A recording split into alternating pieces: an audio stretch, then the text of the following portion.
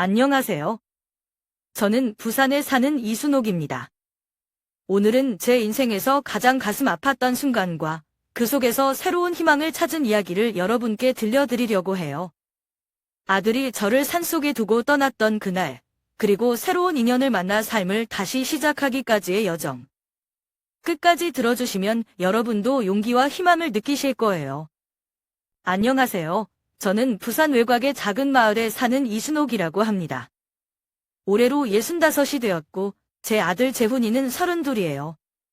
오늘은 제가 살아오면서 가장 마음이 아팠던 이야기를 여러분께 들려드리고자 합니다. 그날은 봄날의 아침이었어요. 벚꽃이 너무나도 예쁘게 흩날리고 날씨도 따뜻해서 기분이 좋아질 법했죠. 병원에 가기 위해 아들 차를 타고 나섰다가 집에 오는 길이었는데 갑자기 아들이 차를 세우더니 저를 내리라고 하더라고요. 처음엔 그냥 무슨 일인가 싶어서 내렸죠. 그런데 제가 내리자마자 재훈이가 말 한마디 없이 차 문을 닫고 출발해버린 거예요. 제가 재훈아, 너 지금 뭐 하는 거야? 라고 소리쳤지만 그 애는 뒤도 돌아보지 않고 가버렸어요. 남겨진 저는 그 자리에서 어찌할 바를 몰랐어요. 그 길은 평소에 사람들이 잘 다니지 않는 조용한 동네였어요. 벚꽃길이라고 해서 사진 찍으러 오는 사람들이 많았는데 그날은 이상하게 한 사람도 없더라고요. 저는 도로 한가운데 서 있다가 천천히 길가로 걸어 나갔어요. 그냥 다리가 풀려서 도로변에 주저앉았어요. 차가 지나가는 소리도 없고 들리는 건 제 울음소리뿐이었죠. 내가 잘못했나? 내가 뭘 그렇게까지 잘못했을까? 그런 생각만 계속 들었어요. 한참을 울다가도 다시 생각났어요. 그의 어릴 적 모습이요? 사실 저는 재훈이를 혼자 키웠어요. 남편이 일찍 떠나고 제가 젊었을 때는 식당에서 일하며 겨우겨우 재훈이를 먹이고 재우고 키웠죠. 재훈이가 초등학교에 들어갔을 때는 너무 기뻤어요. 그 애가 처음으로 교복을 입고 집 앞에서 사진 찍던 날을 아직도 기억해요. 그리고 재훈이가 고등학교에 다닐 때는 아침마다 도시락을 싸주면서 우리 아들 힘내라 했던 제가 생각났어요. 그런데 애가 대학에 들어가고 사회생활을 시작하면서 저와 조금씩 멀어졌어요. 제가 아들에게 단정적인 직장을 가져야 한다고 자꾸 잔소리를 했거든요. 재훈이는 그게 싫었나 봐요. 저는 남편을 갑작스러운 심장마비로 잃었습니다. 그때 우리 재훈이는 겨우 15살이었고 딸 수경이는 초등학교 3학년이었어요. 남편이 떠난 그날 저는 하늘이 무너지는 기분이었지만 아이들 얼굴을 보면서 마음을 다잡을 수밖에 없었어요. 내가 무너지면 이 아이들은 누가 지켜줄까? 라는 생각이 들었거든요. 남편 없이 두 아이를 키운다는 건 정말 쉬운 일이 아니었어요. 아침 5시면 일어나 도시락을 싸고 오전에는 학교 청소 일을 했어요. 점심시간이 되면 집에 잠깐 들러 아이들에게 밥을 챙겨주고 오후에는 식당에서 설거지를 했죠. 밤에는 편의점에서 야간 아르바이트까지 했어요. 재훈이가 중학생일 때 가끔 저를 도와주겠다고 말했어요. 그때마다 저는 너는 공부만 열심히 하면 돼. 그게 엄마를 돕는 거야 라고 얘기했죠. 그렇게 열심히 키운 재훈이가 고등학교를 졸업하고 대학에 갈 때 얼마나 자랑스러웠는지 몰라요. 제가 가장 행복했던 순간은 아이들이 어릴 적이었어요. 제가 싸준 도시락을 재훈이가 학교에서 친구들에게 자랑하던 일이 아직도 생생해요. 이거 우리 엄마가 해준 거야? 진짜 맛있어. 그 말이 얼마나 고맙던지요. 저는 피곤하더라도 아이들이 웃는 얼굴을 보면 모든 고생이 다 보람있다고 느꼈어요. 하지만 아이들이 커가면서 저희 관계는 조금씩 멀어졌어요. 특히 재훈이와는 자주 부딪히곤 했어요. 저는 안정된 직업을 가지길 바랐지만 재훈이는 자기 하고 싶은 일을 하겠다고 고집했거든요. 제 아들 재훈이는 결혼한 지 3년이 되었고 며느리 이름은 미정이에요. 처음 재훈이가 결혼한다고 했을 때 저는 진심으로 축복했어요. 이제 우리 아들도 한 가정을 꾸리게 되었구나 하는 마음이었죠. 처음 미정을 봤을 때 참 단정하고 예의 바른 아이 같았어요. 결혼식 날에는 저도 눈물을 흘렸어요. 이제는 저도 할 일을 덜고 아이들이 행복하게 사는 걸 지켜보면 되겠구나 싶었거든요. 결혼 후 몇 달 동안은 괜찮았어요. 미정이랑도 자주 연락을 했고, 제가 간단한 반찬을 만들어서 아들네 집에 가져다 주곤 했죠. 한 번은 미정이가 김치찌개 정말 맛있네요. 라고 칭찬도 해줬어요. 그 말이 얼마나 기뻤는지 몰라요. 그런데 시간이 지나면서 뭔가 조금씩 어긋나기 시작했어요. 제가 반찬을 가져다 줄 때마다 미정이가 조금 피곤한 얼굴로 말했거든요. 어머니, 너무 자주 안 오셔도 돼요? 저희는 잘 먹고 지내니까요. 그 말을 들을 때마다 저는 그래도 내가 조금 과했나 하는 생각이 들었어요. 미정이뿐만 아니라 재훈이도 조금씩 멀어지는 느낌이었어요. 한 번은 제가 전화를 걸었는데 재훈이가 받자마자 이렇게 말하더라고요. 엄마, 지금 바빠요. 나중에 전화할게요. 그때는 그냥 일 때문에 바쁜 줄 알았어요. 그런데 그 이후로도 통화 시간이 점점 짧아졌어요. 그러던 어느 날 제가 재훈이네 집에 갔다가 문밖에서 두 사람의 대화를 우연히 들었어요. 재훈 씨, 어머니가 자꾸 오시면 우리 생활이 너무 불편해져요. 알겠어. 내가 엄마한테 조심히 말해볼게. 그 말을 듣는 순간 심장이 덜컥 내려앉는 기분이었어요. 그동안 제가 했던 행동들이 다 아이들에게 부담이었나 싶어서 너무 미안했어요. 그날 집에 돌아오면서 많은 생각을 했어요. 내가 정말 너무 간섭을 했던 걸까? 아이들에게 시간을 주지 않고 내 방식대로만 했던 건 아닐까? 이런 생각들이 머릿속을 떠나지 않았어요. 하지만 또 한편으로는 서운한 마음도 들었어요. 저는 그저 아이들이 잘 지내길 바라는 마음에 한 일이었는데 왜 이렇게까지 거리를 두는 걸까 싶었거든요. 저는 사실 아들 부부와 더 가까워지고 싶어서 많은 노력을 했지만 그럴수록 오히려 멀어지는 것 같았어요. 제가 나이가 들면서 자꾸 깜빡깜빡하는 일이 많아졌어요. 그런데 그걸 아들한테 한번 얘기한 적이 있어요. 요즘 자꾸 뭘 깜빡하네. 나 알츠하이머라도 오는 거 아닐까? 라고요. 그랬더니 재훈이가 이렇게 대답했어요. 엄마, 또 그 얘기야? 내가 이미 몇 번이나 설명했잖아요. 진짜 그런 거면 병원에 가보세요. 그 말을 듣고 마음이 철렁 내려앉았어요. 걱정보다는 짜증이 먼저 느껴지는 아들의 반응에 제가 뭔가를 잘못한 걸까 싶더라고요. 그 이후로 저는 한 가지 실험을 해보기로 했어요. 제가 정말로 기억력이 나빠진 척하면 아들과 며느리가 어떻게 반응할까 궁금했거든요. 그래서 집에 있는 물건을 일부러 잊어버린 척하거나 같은 질문을 몇 번씩 반복해봤어요. 처음에는 재훈이와 미정이가 신경 써주는 것 같았어요. 미정이가 어머니, 요즘 많이 피곤하세요? 필요한 거 있으면 말해주세요 라며 걱정해주는 것 같았거든요. 재훈이도 저를 자주 찾아오고 병원에 가보자는 얘기도 했어요. 그때까지만 해도 저는 그래, 아직 우리 사이가 완전히 나쁘지는 않구나 하고 안심했죠. 하지만 시간이 지나면서 두 사람의 태도는 점점 바뀌었어요.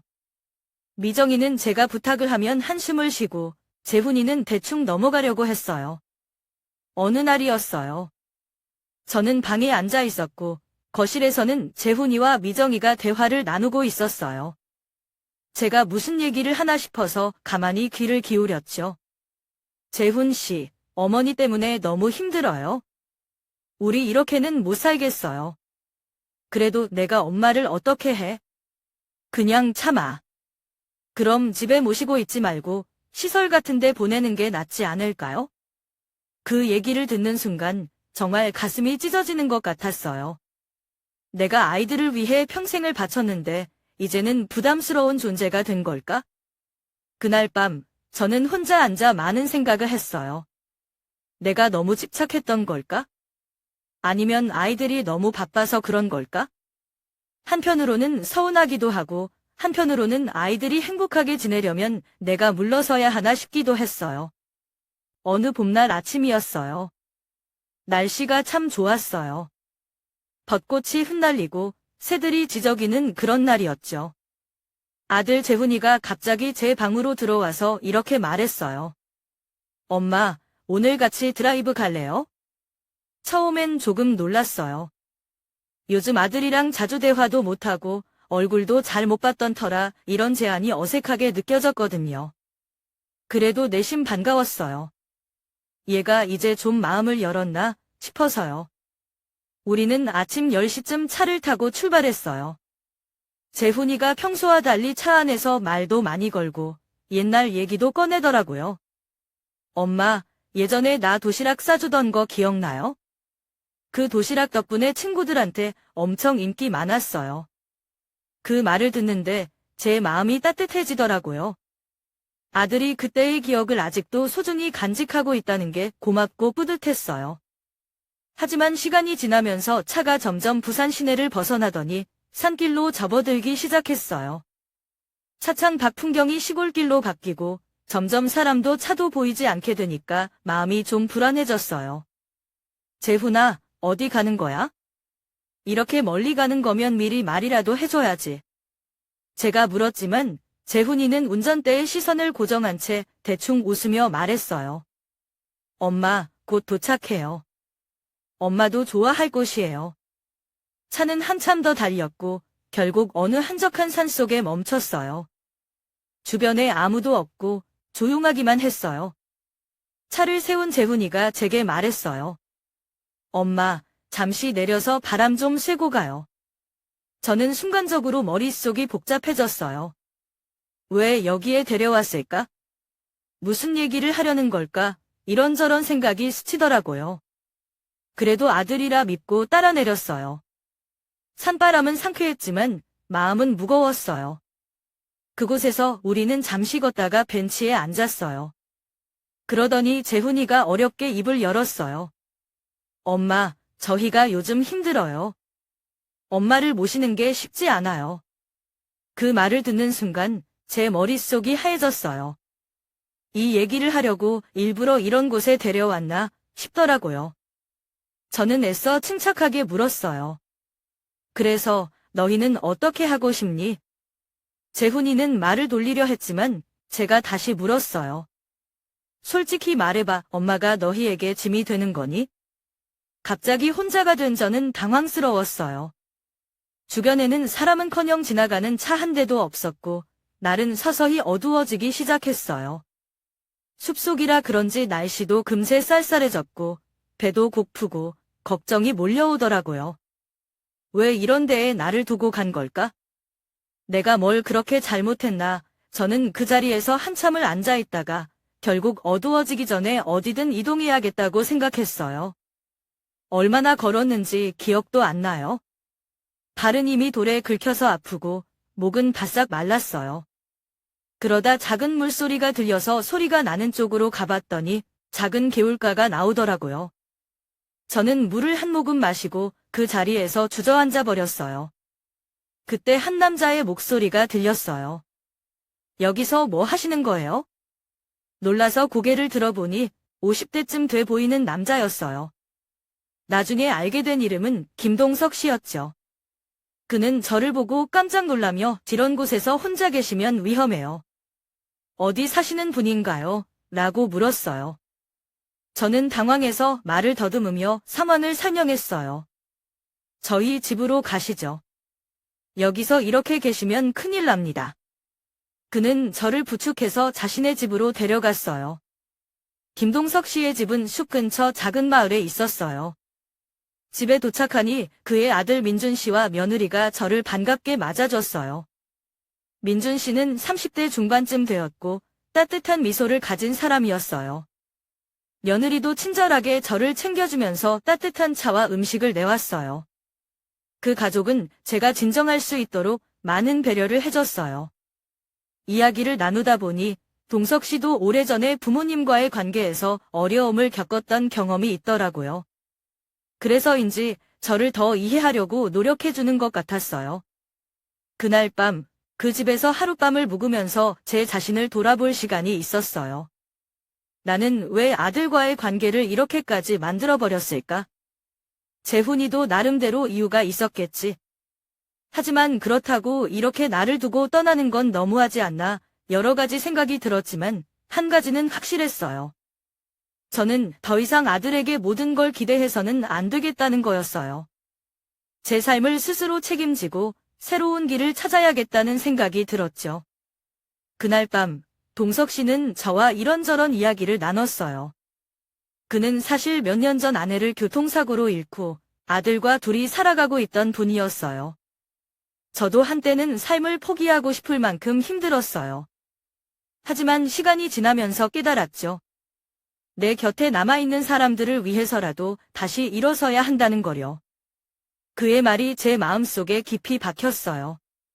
민준 씨는 저를 위해 간단한 저녁을 준비해줬어요. 어머니, 고생하셨으니까 제가 맛있는 라면을 끓여드릴게요. 그의 밝고 자연스러운 태도가 참 고마웠어요. 라면 한 그릇이었지만 그 온기와 배려가 마치 가족과 함께 있는 듯한 느낌을 주더라고요. 그 집에서 보내는 시간 동안 저는 제 삶을 다시 돌아보게 되었어요. 저는 그동안 아들에게만 의지하고 제 행복의 전부를 자식에게 걸었던 게 아닌가 싶었어요. 며칠 동안 그들과 지내면서 저는 제 자신을 다시 찾을 수 있었어요. 동석 씨는 저에게 이렇게 말했어요. 삶은 우리가 잃은 것만 보는 게 아니라 아직 가지고 있는 걸 보며 감사할 때 더 나아질 수 있어요. 그 말은 마치 제가 그동안 놓치고 있었던 걸 일깨워주는 것 같았어요. 동석 씨와 지내던 어느 날 밤, 그는 저에게 진지한 얼굴로 이렇게 말했어요. 순옥 씨, 저와 함께 새로운 인생을 시작해보지 않겠습니까? 이제 서로가 아픔을 치유하고 더 나은 삶을 만들어가면 좋겠어요. 솔직히 말하면 그 제안에 처음에는 당황스러웠어요. 하지만 그의 따뜻한 마음과 진심이 느껴졌고 저도 새로운 출발이 필요하다는 걸 알았어요. 동석 씨와 저는 더 이상 회피하지 않기로 했어요. 그래서 아들 재훈이와 며느리 미정이를 직접 만나기로 했습니다. 저희는 부산의 한 카페에서 만났어요. 그곳은 사람들이 많지 않아 조용히 대화할 수 있는 곳이었죠. 제가 조심스럽게 입을 열었어요. 재훈아, 엄마가 그날 있었던 일을 다 알고 싶어. 왜 엄마를 거기 두고 갔니? 재훈이는 처음에는 시선을 피하며 아무 말도 하지 않았어요. 하지만 동석 씨가 옆에서 차분히 말을 이어갔어요. 재훈 씨, 부모님은 당신의 인생에서 중요한 존재입니다. 하지만 그날의 행동은 정말 잘못된 거예요. 이 문제를 해결해야 서로 더 나아질 수 있습니다. 그 말에 재훈이는 결국 고개를 숙이며 모든 걸 털어놨어요. 엄마, 미안해요. 저희가 너무 힘들어서 어쩔 줄 몰랐어요. 하지만 제가 너무 극단적인 선택을 했던 것 같아요. 동석 씨는 이 일을 더 이상 묵과할 수 없다고 판단했고 사건을 명확히 정리하기 위해 지역 경찰과 법률 전문가를 찾았습니다. 교통 카메라 영상과 증거를 모으고 제가 겪은 일을 법적으로 해결하려고 했죠. 그러면서도 저는 한편으로는 아들과 며느리와의 관계를 완전히 끊고 싶지는 않았어요. 재훈아, 엄마는 내가 책임을 지길 바라지만 가족이니까 기회를 주고 싶어. 앞으로는 서로 솔직하게 대화하자. 그 말을 들은 재훈이는 울면서 제 손을 잡았어요. 엄마, 다시는 그런 일 없도록 할게요. 동석 씨와 저는 서로를 의지하며 새로운 삶을 시작했습니다. 그는 제가 힘들 때마다 곁에서 지켜줬고 저 역시 그의 상처를 이해하며 함께 나가기로 했어요. 그 후로 재훈이와 미정이도 저희 집에 자주 오기 시작했고 관계는 서서히 회복되었어요. 딸 수경이도 합류하면서 우리는 작은 모임을 자주 가지며 웃음을 되찾았죠. 그날은 부산 동래구 경찰서에서 조사가 시작되던 날이었어요. 경찰서에 들어서는 순간 제 마음은 복잡했어요. 이게 정말 잘하는 일일까? 그래도 내가 엄마인데 자식을 이런 자리에 끌고 와도 되는 걸까? 이런 생각이 머리를 떠나지 않았죠. 하지만 마음 한편에서는 지대로 넘어가면 아이들이 자신의 잘못을 절대 깨닫지 못할 거야 라는 생각이 더 컸어요. 김동석 씨와 함께 경찰서에 증거를 제출했어요. 저는 산속에 홀로 남겨졌던 그날의 상황을 있는 그대로 설명했죠. 처음엔 너무 부끄럽고 두려웠어요. 하지만 경찰관들은 제 이야기를 진지하게 들어주었고 교통 카메라 영상과 목격자 진술까지 확인하면서 진실이 하나씩 드러났어요. 재훈이와 미정이는 처음에 모든 걸 부인했어요. 어머니를 시설에 보내자고 한 건 그저 논의 단계였을 뿐이에요. 그날은 오해가 있었어요. 우리가 엄마를 그렇게 두고 갈 리가 없잖아요. 하지만 증거가 하나씩 나오기 시작하면서 두 사람도 더는 부인할 수 없게 되었어요. 특히 교통 카메라에 찍힌 영상과 통화 기록이 공개되자 그들은 침묵할 수밖에 없었죠. 재훈이는 결국 울음을 터뜨리며 고백했어요. 엄마, 정말 죄송해요. 제가 너무 힘들어서 그랬어요. 미정이와의 갈등, 빚, 회사 일까지. 모든 게 겹쳐서 어떻게 해야 할지 몰랐어요. 그 말을 들으면서 제 마음도 무거워졌어요. 분명히 아들이 잘못했지만 그 아이도 자기 나름의 고충이 있었구나 싶더라고요. 하지만 부모로서 받아들이기 힘든 부분도 있었어요. 그래, 힘들었겠지. 그런데 그렇다고 엄마를 그렇게 내버려 두면 안 되는 거야? 아무리 힘들어도 가족은 책임져야 하는 거잖니? 재판이 열리고 법원은 두 사람에게 집행유예와 함께 저에게 재정적 보상을 명령했어요. 또한 가정 내 갈등 해결을 위한 상담 프로그램을 받도록 했죠. 이 판결을 듣고 처음엔 마음이 복잡했어요. 내가 아이들에게 너무 가혹한 걸까?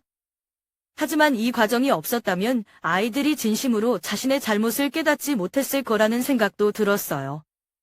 그 사건 이후로 재훈이는 여러 차례 저에게 편지를 보냈어요. 엄마, 제가 어리석었어요. 엄마가 저를 위해 얼마나 많은 걸 희생하셨는지 이제야 깨달았어요. 다시는 엄마를 실망시키지 않을게요. 그 편지를 읽으며 저도 울었어요. 아이가 비로소 자신의 잘못을 깨닫고 있다는 게 느껴졌거든요. 그 후로 재훈이와 미정이는 조금씩 변하기 시작했어요. 재훈이는 직장을 다니며 빚을 갚고 미정이는 상담을 받으면서 저를 더 이해하려고 노력했어요. 어느 날 미정이가 저를 집으로 초대하면서 이런 말을 했어요. 어머니, 그동안 제가 너무 이기적이었던 것 같아요. 앞으로는 더 잘할게요. 법적 분쟁이 끝난 뒤 저는 아들과 며느리에게 연락을 끊지는 않았지만 그들과 다시 한 집에 사는 일은 없겠다고 마음먹었어요. 아들이 잘못을 반성하며 노력하고 있다는 걸 알았지만 저 자신을 지키는 게 더 중요하다는 걸 깨달았거든요. 김동석 씨와 그의 아들 민준 씨 덕분에 저는 새로운 인생을 시작할 용기를 얻었어요. 동석 씨의 집으로 돌아온 뒤 그는 저에게 한 가지 제안을 했어요. 순옥 씨, 우리 함께 작은 식당을 열어보는 게 어때요? 제가 요리를 좋아하고 순옥 씨는 사람들에게 따뜻함을 전해줄 수 있는 분이니까요. 처음엔 고민이 됐어요. 내가 과연 새로운 일을 시작할 수 있을까 싶었죠. 하지만 동석 씨와 민준 씨의 격려 덕분에 마음을 정했어요. 우리는 부산 근처 작은 마을에 있는 오래된 건물을 빌려 작은 한식당을 열기로 했습니다. 한 달 동안 준비 끝에 우리 식당은 문을 열었어요. 이름은 희망의 식당이라고 지었죠. 메뉴는 전통 한식과 간단한 집밥이었어요. 제가 만든 김치찌개와 동석 씨가 준비한 불고기는 금방 마을 주민들에게 사랑받기 시작했어요. 식당에 오는 손님들에게 저는 그저 음식을 파는 사람이 아니었어요. 많은 사람들이 저와 대화를 나누고 자신의 어려움을 털어놓기도 했어요. 사장님, 저도 어머니와 갈등이 많은데 어떻게 풀어야 할지 모르겠어요. 그럴 때마다 저는 제 경험을 들려주며 말했어요. 가족이라는 게 때로는 아프고 힘들어도 결국 서로를 이해하려는 노력이 중요해요. 하지만 나 자신을 지키는 것도 잊지 말아야 해요. 한편 아들과의 관계도 천천히 회복되고 있었어요. 재훈이는 가끔 식당에 와서 저를 도와주기도 했고 미정이도 아이를 데리고 찾아와 함께 밥을 먹는 날이 많아졌어요. 엄마, 여기 오니까 참 좋네요. 이 김치찌개 맛은 여전히 최고예요. 그 말을 들으면서도 저는 다시는 그들에게 너무 의지하지 않기로 다짐했어요. 시간이 지나면서 저는 스스로에게 이런 질문을 자주 했어요. 용서하는 것만으로 충분할까? 아니면 더 엄격한 교훈이 필요했을까? 결국 저는 이렇게 결론 내렸어요. 용서는 내 마음을 위한 것이고, 교훈은 그들의 책임이야. 두 가지 모두 필요해. 식당이 점점 자리를 잡아가면서 우리는 마을의 사랑방 같은 공간이 되었어요. 동석 씨와 저는 그곳에서 사람들에게 따뜻한 밥 한 끼와 마음의 위로를 전하며 살아가고 있어요. 이 이야기를 마무리하며 저는 여러분께 묻고 싶어요. 가족의 잘못을 용서하는 것과 그들에게 책임을 묻는 것 사이의 균형은 어디에 있을까요? 여러분이라면 어떤 결정을 내리셨을까요? 여러분의 생각을 나누어 주시면 감사하겠습니다. 식당 자리로는 오래된 전통 가옥을 빌렸어요. 마을 어귀에 자리한 그곳은 나무로 된 미닫이문과 정겨운 팻마루가 있어 손님들이 들어설 때부터 마음이 편안해질 것 같은 분위기를 풍겼어요. 마을 주민들도 처음에는 새로 이사온 분들이 뭘 하려고 그러시나? 하며 궁금해했죠. 우리 식당의 메뉴는 간단했어요. 김치찌개, 된장찌개, 불고기, 그리고 손수 담근 나박김치와 계절 반찬 몇 가지. 제가 주로 찌개와 반찬을 맡고 동석 씨는 불고기와 잡채 같은 메인 요리를 준비했어요. 그의 요리 솜씨가 얼마나 뛰어난지 첫날부터 손님들이 이거 진짜 맛있네요. 고기 양념이 기가 막히네요. 라며 칭찬을 아끼지 않았죠. 민준 씨도 큰 역할을 했어요. 그는 요즘 젊은 사람들이 좋아할 만한 간단한 브런치 메뉴를 추가하자고 제안했고, 그 덕분에 동네 주민들뿐 아니라 근처 카페에 들렀던 젊은 커플들도 우리 식당에 찾아오기 시작했어요. 식당을 운영하면서 깨달은 건 음식은 단순히 배를 채우는 것만이 아니라는 거였어요. 우리 식당은 손님들이 모여 이야기를 나누고 서로의 걱정과 기쁨을 나누는 공간이 되었어요. 사장님, 요즘 어머니랑 갈등이 많아서 힘들었는데 여기 오니까 마음이 편해지네요. 이 찌개 맛은 저희 어머니가 해주던 맛이에요. 정말 감사합니다. 이런 말을 들을 때마다 제 가슴은 뭉클해졌어요. 동석 씨도 자주 이렇게 말했어요. 순옥 씨, 우리가 단순히 식당을 운영하는 게 아니라 사람들에게 작은 희망을 주고 있는 것 같아요. 처음에는 재훈이와 미정이가 우리 식당을 찾아오는 일이 어색했어요. 하지만 시간이 지날수록 두 사람도 우리와 조금씩 가까워졌죠. 어느 날 재훈이가 아침 일찍 식당에 와서 말했어요. 엄마, 오늘 제가 설거지 도와드릴게요. 조금이라도 보탬이 되고 싶어서요. 그 말을 듣는데 눈물이 날 뻔했어요. 미정이도 아이를 데리고 와서 어머니, 다음에 김치찌개 만드는 법 좀 가르쳐주세요 라고 했죠. 그렇게 우리 가족은 조금씩 다시 가까워졌어요. 물론 예전처럼 완벽한 관계로 돌아가는 건 아니겠지만 서로를 이해하려는 노력이 이어지고 있다는 것만으로도 감사했어요. 몇 달 뒤, 우리 식당은 마을에서 없어서는 안 될 공간이 되었어요. 특별한 날에는 주민들이 모여 잔치처럼 식사를 하기도 했고, 때로는 어려운 이웃을 위해 무료로 음식을 나누기도 했죠. 한 번은 어떤 손님이 이렇게 말했어요. 사장님, 이 식당은 음식 맛도 좋지만 여기 오면 마음이 따뜻해져요. 참 감사한 곳이에요. 그 말을 들으면서 저는 이렇게 생각했어요. 희망이라는 게 거창한 게 아니구나. 이렇게 작은 공간에서도 사람들에게 행복을 줄 수 있다니.